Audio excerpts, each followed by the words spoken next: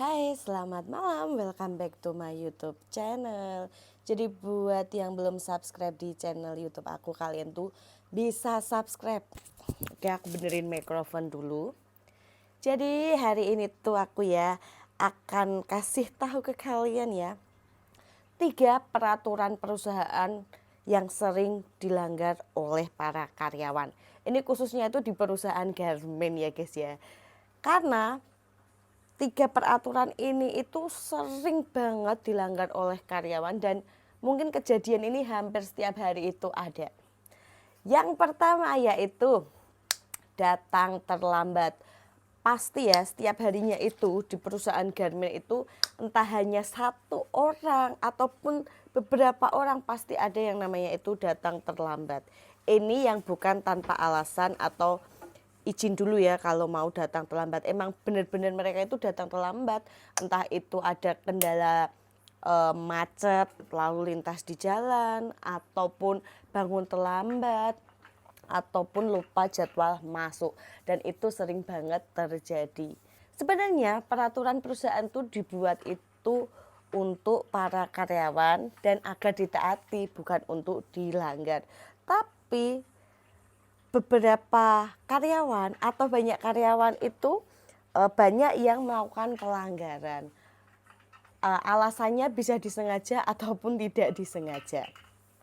Oke, yang nomor 2 peraturan perusahaan yang sering dilanggar itu adalah tidak berangkat kerja tanpa keterangan apapun.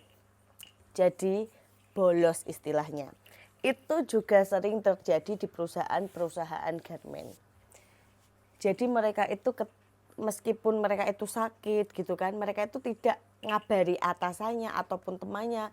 Jadi itu seolah-olah dianggap tidak berangkat kerja dan itu tanpa alasan. Dan itu sering terjadi, malah hampir gitu ya guys ya. Jadi ketika berangkat ada yang ditanyain, kemarin kenapa nggak berangkat gitu, nggak punya alasan. Kalaupun punya itu tidak bisa dibuktikan keasliannya.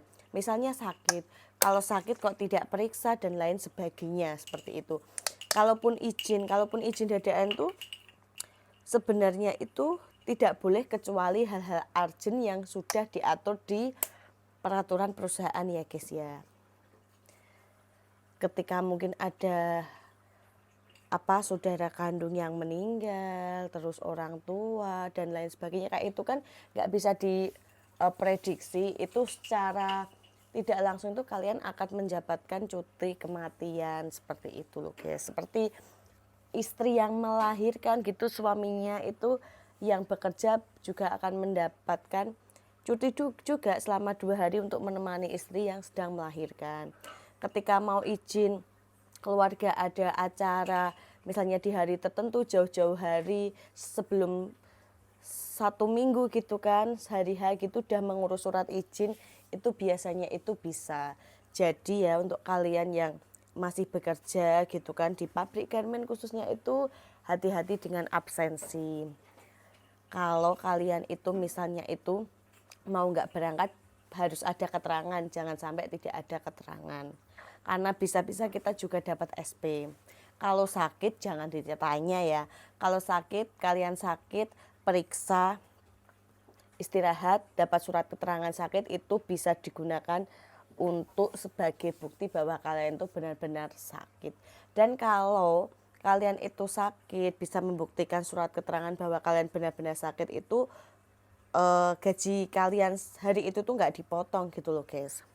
Tetapi untuk peraturan perusahaan kan memang beda-beda. Ada perusahaan tertentu yang kalau kalian itu sakit harus periksanya ke Vaskes BPJS yang terdapat di kartu BPJS. Jadi beda-beda. Ada yang mungkin bisa di dokter lainnya selain BPJS dengan persyaratan tertentu ya, karena setiap perusahaan pastinya beda-beda. Dan yang ketiga ini yang terakhir ya guys ya. Buat kalian yang kerja di pabrik garmen, khususnya kalian tuh yang diproduksi gitu ya guys ya. Dan di bagian manapun kecuali staff. Kalau staff aku nggak tahu peraturannya ya guys ya. Cuma untuk kita-kita yang diproduksi, pokoknya ya berhubungan sama produksi, entah di packing, di cutting, di gudang dan lain sebagainya, memang ada peraturan yang tidak boleh membawa makanan ke dalam area kerja. Mungkin untuk beberapa perusahaan garment tertentu diperbolehkan membawa makanan itu ataupun cemilan, biasanya itu cemilan atau makanan ringan itu hanya untuk wanita-wanita yang sedang hamil. Jadi ada persyaratannya, itu di pabrik tertentu ya guys ya. Tapi tidak semua pabrik itu menerapkan sistem seperti itu, peraturan seperti itu yang memperbolehkan karyawan yang sedang hamil itu membawa makanan ataupun cemilan di dalam area kerja. Kalau yang tidak ada peraturan seperti itu, jangan coba-coba dilawan, karena setiap kita mau masuk gitu kan ke area kerja pasti dicek satpam. Oke lah, mungkin kalau kalian tuh mau ngumpet-ngumpetin bawa makanan, mencuri-curi waktu nanti bisa makan makanan, kalau pas nggak ketahuan sih menurut aku sih itu kembali ke diri kalian ya, karena semuanya konsekuensinya ada di diri kalian. Tapi kalau ketahuan, kalian itu nanti bisa di SP. Kalau seringan kayak gitu, wajah kalian tuh akan ditandai gitu loh guys. Dan lama-kelamaan itu ya kalian akan merasa nggak nyaman sendiri. Tapi mungkin ada beberapa orang itu tipenya yang tipe bandel. Oh, besok dia bawa makanan nih, nggak ketahuan, besoknya lagi bawa makanan ketahuan, besoknya lagi. Jadi dia itu melakukan hal tersebut berulang-ulang, merasa tidak kapok. Sebenarnya untuk masalah makanan tersebut ya guys ya, kenapa tidak boleh dibawa ke area produksi dan lain sebagainya, karena dapat mengundang serangga. Kalau menurut aku ya, kan pernah kerja di beberapa perusahaan, sebenarnya yang peraturan masih longgar itu ya di pabrik garment gitu, dibandingkan dengan perusahaan yang memproduksi makanan ataupun perusahaan-perusahaan farmasi itu peraturannya itu lebih ketat banget. Kapan-kapan aku itu bakal share ya ke kalian ya pengalaman aku kerja di pabrik farmasi itu kayak gimana, dan kejadian-kejadian yang bisa diambil hikmahnya itu banyak banget.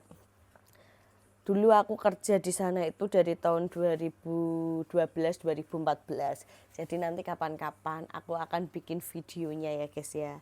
Pengalaman aku kerja di beberapa pabrik yang non garment.